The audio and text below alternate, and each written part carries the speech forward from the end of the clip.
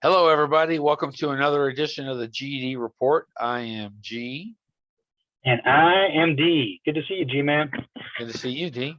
We got a great show for you tonight.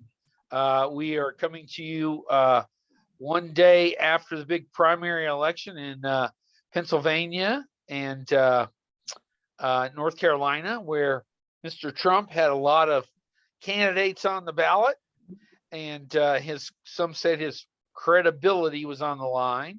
So let's just jump right into it. So how did election night go for Mr. Trump and his candidates?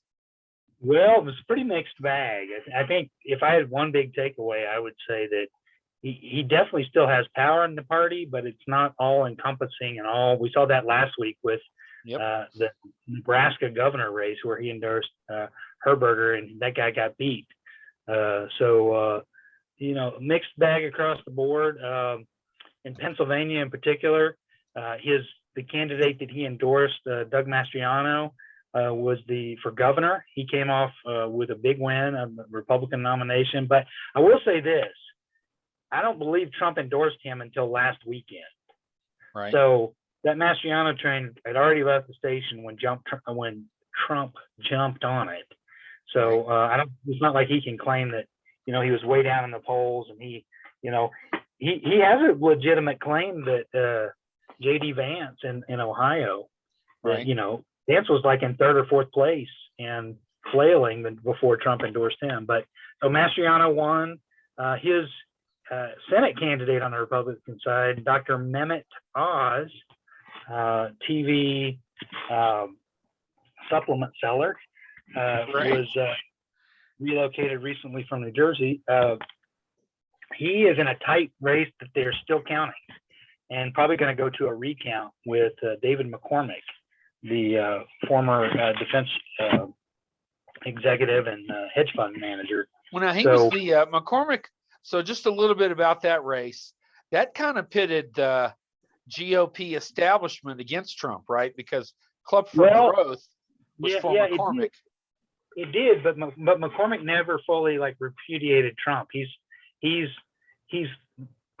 in the past he was always thought of as a common sense guy, more of a Pat Toomey, who the seat is held right now, a Pat Toomey style Republican. Toomey voted to remove Trump from office in the last impeachment trial. So they were always thought of him as that, but even though he was endorsed by Club for Growth, and that's been an interesting battle between Trump and Club for Growth. But he still was saying, "Hey, I'm still MAGA," And then you get our friend Kathy Barnett, who was playing the banner of Ultra MAGA, but she came up short. She ended up with 24% of the vote. The other two are sitting at 31.5 and 31.4, and if you're within I believe it's a half percentage point, then it's an automatic recount in the state. So they're counting mail-in ballots right now, which wouldn't it be pretty rich for somebody like Dr. Oz, who said that the Pennsylvania vote should have been thrown out in Donald Trump's loss in 2020 and because of the mail-in ballots? Wouldn't it be pretty rich if he ended up winning the nomination due to mail-in ballots? Right. So, but a very tight, but either way, if it's Oz or McCormick, and I learned this lesson a long time ago from one of my political mentors, you have to look at, Pennsylvania is one of the states, we talked about this on the pregame tailgate, that there's some states like Colorado and Oklahoma that require 50% plus one vote in order to win a nomination or a general election. With these candidates in these primaries, you've got, if either one of these guys, whichever one pulls it out, you're going to have almost 70% of their own party that voted against them. Yep. So it's not really a glowing endorsement of the party. So we'll see. I think Kathy Barnett would have been a great candidate for the Dems to run against on paper, but she's also one of those people that as unpredictable as she is, you just never know when somebody like that can catch fire. Yep. And you don't know about conditions on the ground, and that's how you end up with somebody like a President Trump. Yep.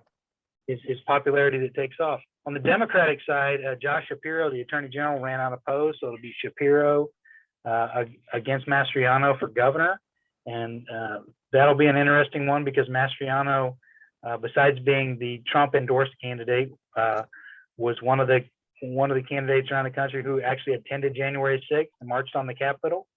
Claims he didn't go inside. Right. But, I always wonder why they say they supported this, but they didn't. But I wasn't one who went inside. You know what I mean? It's like, yeah, it's I was kinda there like offering moral support, but yeah, I just didn't see fit. I just didn't see the reason to go inside. it's kind of like the old Bill Clinton. It's kind of like the old Bill Clinton. I smoked pot, but I didn't inhale. Right.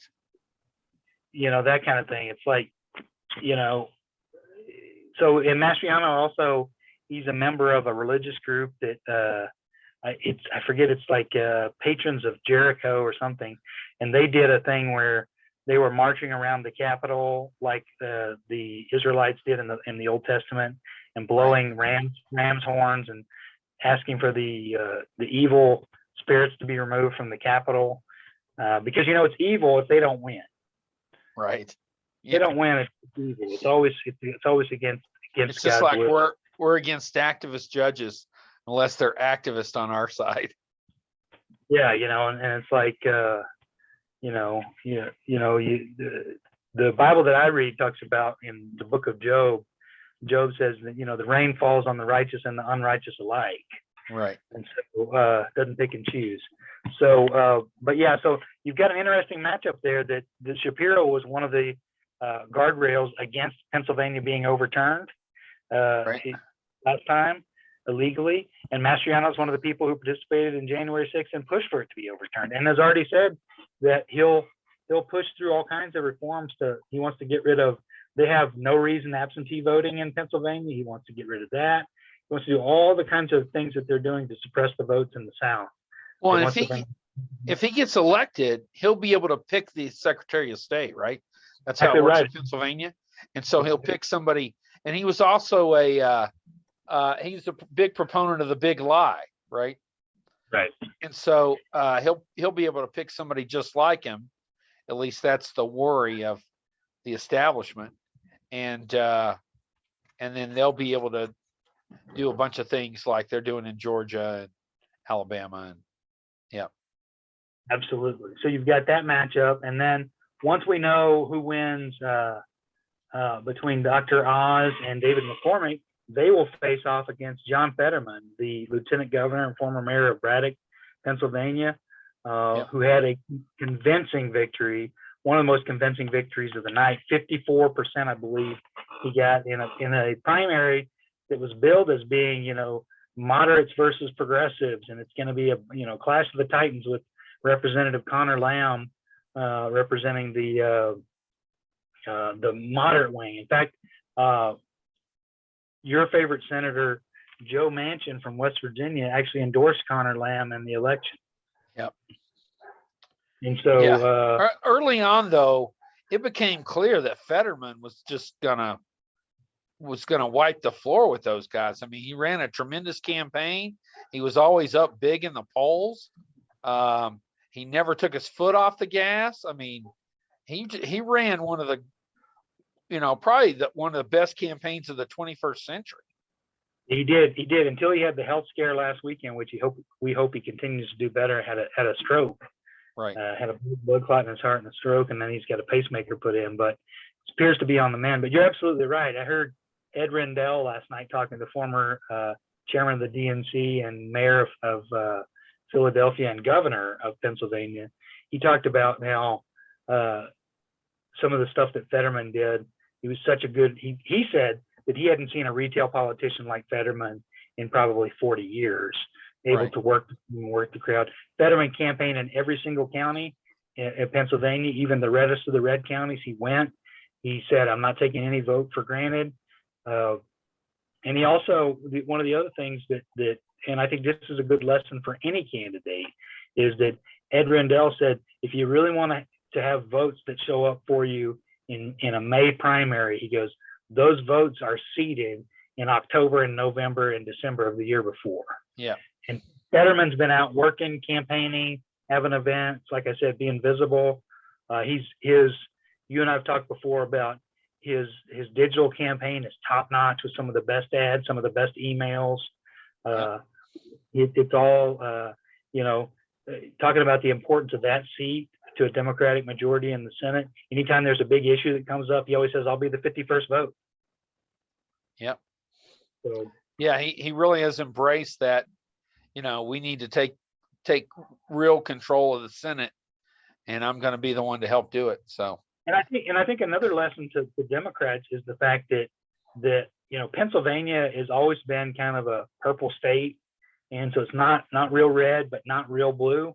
Yep. And there's always opportunity for either party if they run a good candidate. But Fetterman's not been scared to run on his positions. He's for the $15 minimum wage. He's for legalization of marijuana at the federal level. He's for student loan forgiveness. He's for climate change legislation, gun control, common sense gun control, female rights. He's for all these things, and he's not been scared of it. Yeah. And so many times Democrats run scared, and they try to, cut the issue in half and have it both ways. And Fetterman's not been that way. And I think it's a good lesson that most voters, and we've talked about this many times on the podcast, but most voters are going to reward authenticity over some type of nuanced position. They like somebody who's authentic, even if they don't agree with them. I think that's why George W. Bush had good popularity numbers, is that there was a lot of people that didn't agree with his politics, but they generally liked the guy. Right. Yeah, like he'd be a good guy to go out and have a beer with. Well, I think a lot of people like Trump's policies, but they hated Trump. Yeah, people can't imagine. Unless you're Kevin McCarthy, going to Mar-a-Lago and having a burger with him. Right. But I think it was. I was trying to think the polling company. One of the poll companies used to have that as a national poll question during the presidential election: which candidate would you rather have a beer with? Right. So, but yeah, Fetterman, Fetterman wins his seat. I think that bodes well for the Democrats' chances of holding the Senate. There'll still be a lot of challenges in some other races, but with I feel like that the winds are shifting, and that I'm pretty confident about the Dems holding the Senate. I'm getting more bullish on them potentially holding the House. It's going to come down to certain districts, but there's going to be a lot of districts in California, New York, New Jersey, Virginia, and Pennsylvania that are held by Republicans right now that have a lot of suburban voters that are going to be really hard for them to hold. Well, and like here in Colorado, Lauren Boebert's district, the redistricting commission just included a big chunk of Pueblo in her district, and they usually vote Democrat. So, whether she wins that primary, she's being primaried, or not, she may have a tough time in the general. Yeah, I think the all in all, because the court system held, at least this cycle, Democrats have a better map than they thought they were going to have. It looked pretty bad. Some of those districts were shown. Let's talk real quick about a few other states, because while we're focused on Pennsylvania, that obviously wasn't the only state last night. Yeah. North Carolina also had some primaries. You want to talk about the Senate race in North Carolina?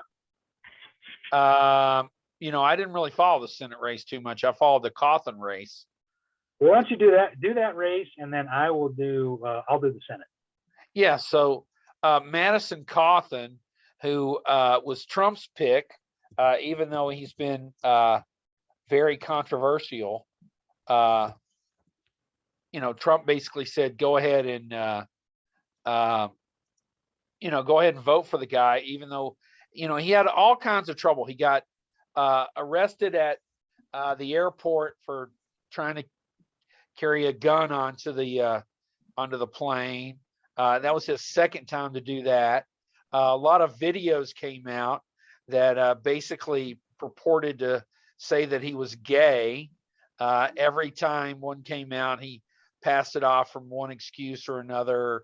We were just kids messing around, this and that. But Trump stood by him, told people to, he had a kind of a volatile first term, but he was going to be a good MAGA guy, and they needed to support him. He was running against State Senator Chuck Edwards.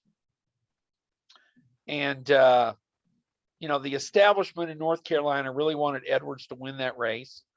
And when it all came down, it came down to 1,300 votes. So Coffin actually lost and conceded, fairly early in the night. But when it all shook out, it was only 1,300 votes that put Edwards over the top. So yeah, it's obviously Coffin's one of the higher profile, freshman Congress people. They've had, a lot of people. When you put him and Lauren Boebert, you already mentioned them, Marjorie Taylor Greene as well. Three of the biggest profile freshmen, and it's a big loss for him to lose. But you wonder at some point, when do constituents, when is it enough?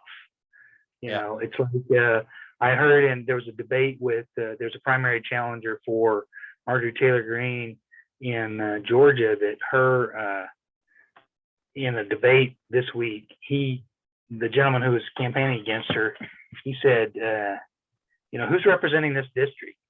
While you're busy making videos and getting a national profile, at the end of the day, people forget sometimes that this is not just a popularity contest. It's actually a congressional office is a working office that's supposed to be providing for the citizens of that district. If they have petitions against their government, if they have needs, if they need to be able to navigate Veterans Administration or Medicare or Social Security, any of those things, that congressional office is supposed to be there for constituent services. Yep. And that was his big thing. He said, where's she been during all this, Yeah, well, and when we went to DC, we wanted to tour the White House. And in order to do that, most people probably don't know, you have to start almost a year in advance. You have to petition your congressional representative. So in my case, I had to go through Ed Perlmutter, and they put you on the list with the FBI. The FBI vets you, and if you get approved, then you get a time slot for when you have to go stand in line and go to the White House. So there's a lot of things that congressional offices do that people aren't really familiar with. And he's absolutely right. If she's trying to build her national profile for whatever reason, she wants to run for Senate or, God forbid, president someday, then she's really not doing a good service to the people that elected her. And so, so Coffin, one of the things about him too was he was anti-Ukraine.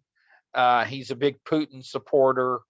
And I think that kind of hurt him too. I think people in North Carolina are, they may be, they may be Trumpers, but they're not, that far gone that they would sell out the country to go with Putin. So. Yeah. So anyway, a little bit of one of the big losses for Trump, but not a surprise, is he's not done much to endear himself to the constituents. I think sometimes the weariness of the constituents are just like, we're tired of hearing about it. Can we go? It's like the old signs they used to have in the factories. How many days without a safety violation? It's like, how many days without an embarrassment to North Carolina? Yeah. And every other day was something. And I think the big thing on the establishment was that issue where he went on the podcast and talked about the cocaine orgies. Yeah. Oh yeah, I forgot about that. Yeah. He claimed that while he's busy trying to fight for MAGA, that senior Republicans are inviting him to cocaine orgies at their house, and it was like, people are just like, what are you talking about? And so I guess the lesson of that is, you can say pretty much anything you want in the Republican Party, but don't you dare mention the cocaine orgies, or we're going to do everything we can to get rid of you. Right. Well, and I remember when that occurred, you and I traded some emails about it, and one of the things I said was, this is going on. He's just one with enough cojones to step forward and say it. So said the quiet part out loud. yeah. Well, and that leads us to the Senate side, because there's an open seat in the Senate. Richard Burr, Republican, is not running for re-election, and the Senate Ethics Committee, I believe they finished their investigation of him and his financial dealings, and or if they haven't finished it, maybe that's part of the deal. If he doesn't run, then the investigation stops once they're out of office. That's usually how it works. So he's not running for re-election, even though he had some unsavory stock trading and that kind of thing right before COVID. But the race to succeed him is come down to Republican Ted Budd, who was endorsed by Trump. He won it was pretty easily won the primary. Thought it was initially going to be hotly contested by former Governor Pat McCrory ran, and I believe that Trump and some of the other Republicans called for McCrory to drop out even at one point. And he said he wasn't going to do it, that if they don't want to endorse me, they don't have to. And so he ran, but Ted Budd ended up winning, and he's going to face Sherry Beasley, the former Chief Justice of the North Carolina Supreme Court, and which is a pretty good matchup for the Democrats. She's African American, and obviously, like I said, a former judge. She's got some great bona fides. She's a great candidate, great speaker. And one of the big things that Ted Budd's going to have against him is that he openly endorsed the Rick Scott Senate plan that Rick Scott put out, that we're going to be the Republicans' agenda, which is going to be raising taxes on 50% of the population. The big one in that Rick Scott plan, which I think people, and Mitch McConnell, by the way, Moscow Mitch has tried to repudiate that plan and say, oh, this is not our official plan. This is not, this is not what's really going to happen. But and I've mentioned this before, if the Republicans win back the majority, which I don't think they will, but if they do, I don't know that Mitch McConnell's status as majority leader is all that solid, because there's a lot of these candidates that are pretty openly endorsing Rick Scott's plan. So Rick Scott may be making a play. But what I was going to say about Rick Scott's plan, besides the tax increase, I think the big nugget in that plan is they want to pass a law saying that every federal program has to be re-voted on every 5 years. Right. Including Social Security. Exactly. Basically, every 5 years, your Social Security or your Medicare or your Obamacare or your VA benefits, your student loans, your anything that's a federal program has to be voted on. And we know how the votes change in Congress from back and forth, that it could be pretty ugly for people to lose their benefits pretty easily. Yep. But hey, they don't care as long as we're voting for Republicans. That's another case of the dog catching the car that it's facing, because we're about to see that, as we've talked about on the last couple of podcasts, with Roe v. Wade potentially being overturned. And in the past, it's always been a campaign issue that Republicans could talk about in the abstract. Talk about, here's what we're going to do someday. Here's what we're going to do, because their activists are not going to be satisfied with the state by state ability to outlaw. They're going to push for a national ban. Yep. Well, and then here's my thought. So Alito comes out now and says it's a state by state issue, right? And then the Republicans take control.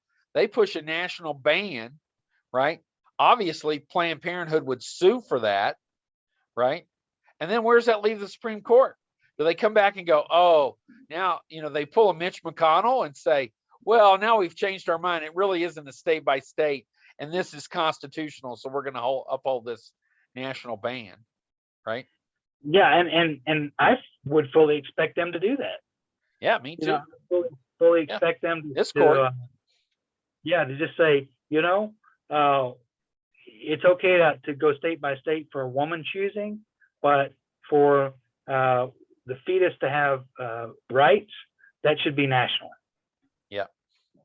So we'll definitely see on that. So some interesting races there. There weren't very many other upsets. I know in Idaho they had kind of an interesting race with the governor there being challenged by the sitting Republican governor being challenged by the sitting Republican lieutenant governor. Right. They've gone back and forth. She's the ultra MAGA candidate, where he had like some mask mandates and vaccine mandates in place during the height of COVID, which we'll talk about COVID here in a little bit.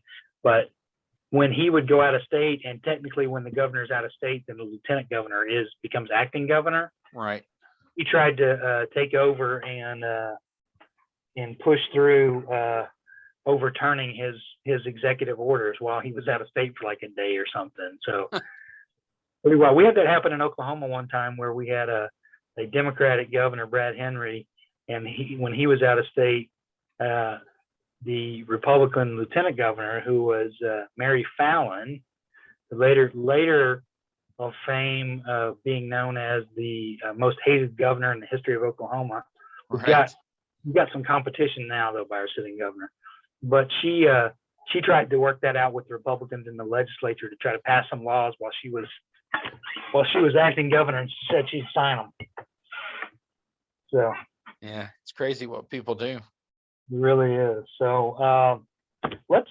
You mentioned one of the races in Colorado, and so maybe we should talk real quick about the. There was a group with related to the Madison Coffin race. There was a pack that is called the Muckrakers. I think it's Muckrakers. American Muckrakers Pack. Muckrakers PAC, yeah. And they actually were one of the groups that got a hold of the videos. They, in most of these campaigns, there'll be groups like this that will put the word out in that district to say, hey, if you've got any dirt on XYZ candidate, then, let us know and we'll vet it and we'll get it out. And they're one of the groups that was responsible for leaking some of those Cawthorn videos online and getting those out to the public. And their statement now on that the next politician they're going to go after is Lauren Boebert in Colorado. And so They claim that there's quite a bit of financial information about Miss Boebert. So could be pretty interesting. Her husband's had some problems with indecent exposure charges in the past.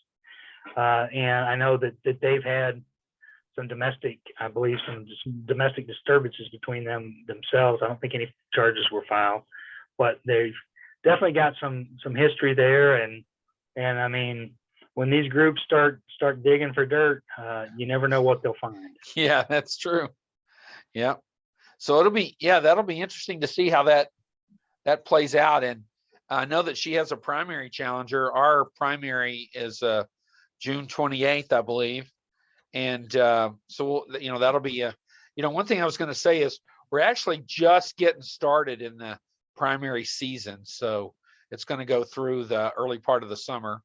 And so, there's going to be a lot of news and a lot of stuff for us to talk about, but I know that she already has a primary challenger. Colorado has a redistricting commission that is equal parts Republican, Democrat, and Independent.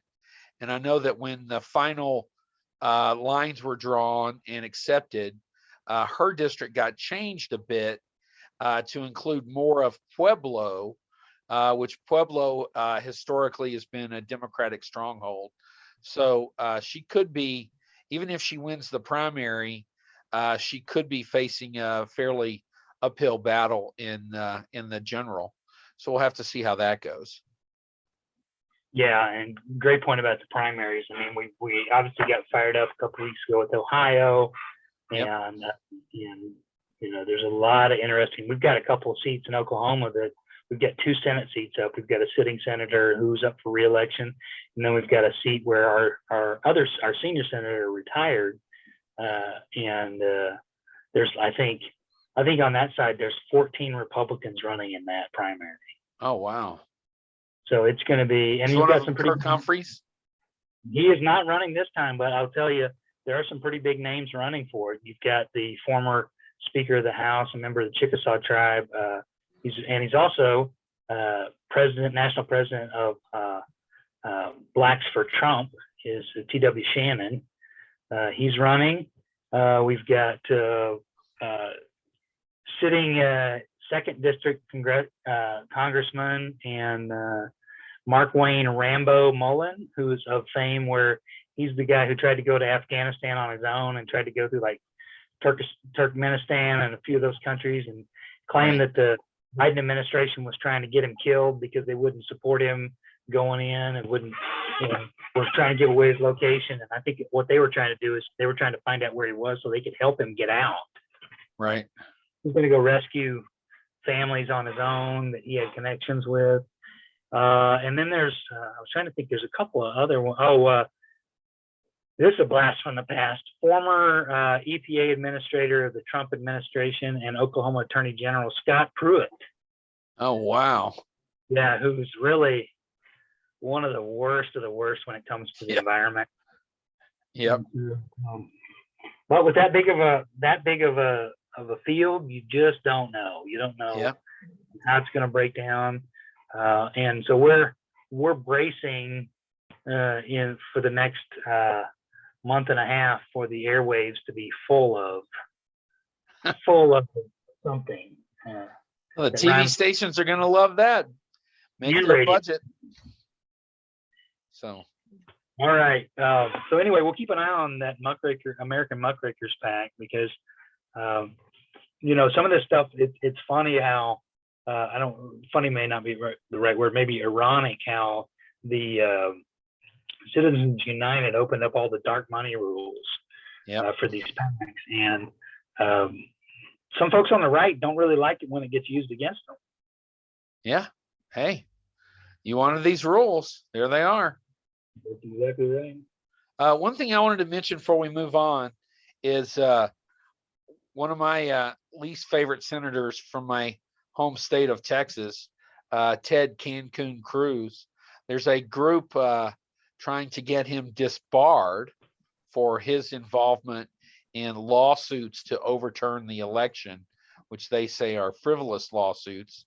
And he knew that at the time. So don't expect that to go anywhere, but it's something to keep an eye on, more of a distraction than anything else. But it could turn into something. So we'll keep watch on that.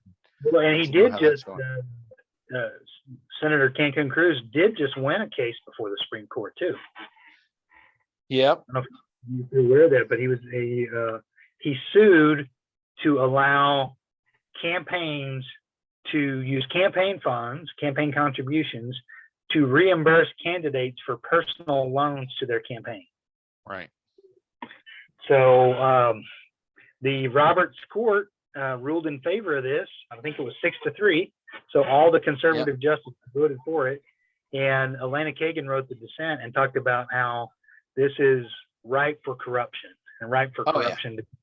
Because now I could, quote unquote, loan myself $1 million for my campaign, and then suddenly corporations and individuals can give campaign contributions to my campaign, and suddenly I can repay myself based on what they've given me. Yeah, whether I win or not.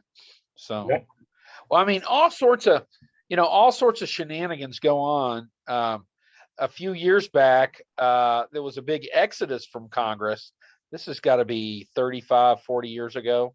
And basically what they did was to try and get new blood, because there was a movement called Throw the Rascals Out. And it was gaining some momentum. And so the two parties kind of got together and said, well, here's what we'll do. So they allowed, if you resigned within a certain time frame of this bill being passed, you got to keep all your campaign money. So if you had a war chest of, some of them had as much as $40 million in the bank, and you decided you weren't going to run again, then you got to keep all that money tax free. And so there was a big exodus. So all kinds of things go on, with politics, and this is just one of them. I think Elena Kagan is correct. I think it's going to open the door to a lot of shady stuff, and all because 6 people said, Sure, yeah, let's do it. And for Roberts to say the court isn't politicized, he's full of crap. Because if this were a Democrat asking for that, that vote would have been 6-3 against. Yeah. Well, and I'm sure there's probably some way around it where they're trying to block labor unions from doing it. Yep. So, yeah, it's definitely, that's one of the big issues that no one wants to talk about. And let's be honest, the reason they don't want to talk about it is because they're benefiting from the system. But we desperately need campaign finance reform along with voting rights reform, because the only way we're going to really have democratic elections, small d, where money doesn't just rule the day. Yep. Well, Molly Ivins, she was a big proponent, and I check that box every year on my income tax to have $3 go to the public fund to publicly fund campaigns. And she was a big proponent of, that's what we need to really, change how people campaign, is to have publicly funded campaigns, and that's it.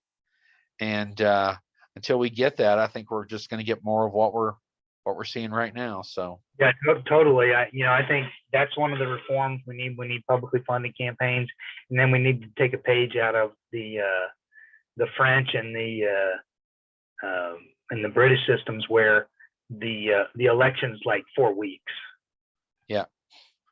It's not this long, drawn out, protracted, spectacle where you basically have that. We have, every 2 years we've got almost a full year of nothing but campaigning where nothing gets done, legislatively or executively. Yep. So if we're going to do that, what? If we're going to do that, I was just going to say, we're going to do that, we might as well go to a Texas style system where I think don't they meet every 2 years or something in Texas? They don't. Yeah, the legislature meets every 2 years. So we might as well just do that and take that election year off and just give them that year to campaign. Yep.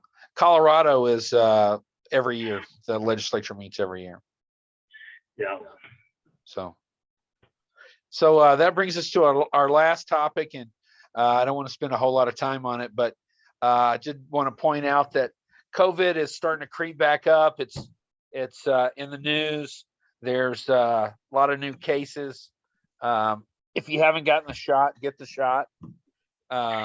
They're working on a joint flu COVID vaccine for the fall. I encourage everybody to take that. But this thing hasn't gone away. There's still people dying of it.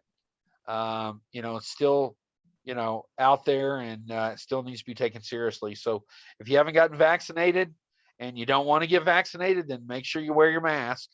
There's plenty of N95 masks out there, and there's some really creative ones on Amazon that you can get. But yeah, take care of yourself, and let's try to get this thing knocked down finally. And I'll mention that the Biden administration just announced today as well that they are extending 8 more COVID home tests per household. Those are free from the Postal Service. And so you just go on USPS.gov and you've got the ability to be able to order those directly and get those COVID tests. And if you don't feel well, you can stay home. But here's the thing, get on my soapbox about the vaccine. If you haven't taken the vaccine, your risk of getting really sick and potentially dying is astronomically higher. If you've gotten the vaccine, most of the time, if you get COVID now, it's like having the flu for a couple days. You don't even have to. Used to, you had to quarantine for, I think it was 10 days or something, and now they recommend like a 3 to 5 day quarantine for most people. Yep. Well, one of my coworkers, a guy I've known for almost 20 years, he didn't want to get the shot, was adamant against it, got COVID. It didn't kill him. Obviously, it didn't even really come close to killing him, but it did mess with him pretty bad. And one of the things it did was, it's a lung disease really, and it diminished his lung capacity and his oxygen level. And so when they finally took him to the hospital, his oxygen level was 40. Now, just to put that in context, when you get below 80, if you're in the hospital and they have a pulse ox on you, your oxygen gets below 80, they start to panic. So anything, so a 40 is really cause for alarm. It's stroke territory. I mean, it really is very serious. And so that was 7 months ago. He has yet to return to work. He's still on oxygen. When he takes his oxygen off in Colorado, he still has trouble breathing. His oxygen level still drops below 70, which they need it to be above 80 for him to return to work. When he goes, ironically, he's from Oklahoma. So when he returns to Oklahoma, he doesn't have much trouble breathing. Of course, the air is heavier there. It's more oxygen concentrated. It's thinner up here. So he may end up having to move to Oklahoma to finish out his career, all because he didn't want to get the shot and it affected him. So. Well, definitely something worth doing, and taking care of yourselves out there, and taking care of everybody else. So. Yep. All right, man. Great show tonight. Yeah. And good job. And we'll be back. We're going to take a few days off before our next recording, but we will be back maybe after Memorial Day with another update, and we'll look forward to all the things that have transpired between now and then, between baby formula shortages and right. I mean, you never know what else is going to pop up in the news. So Yep. It will, whatever it is, we know the GG report will be here to cover it. Absolutely. We'll see you next time, folks. Good night. Good night.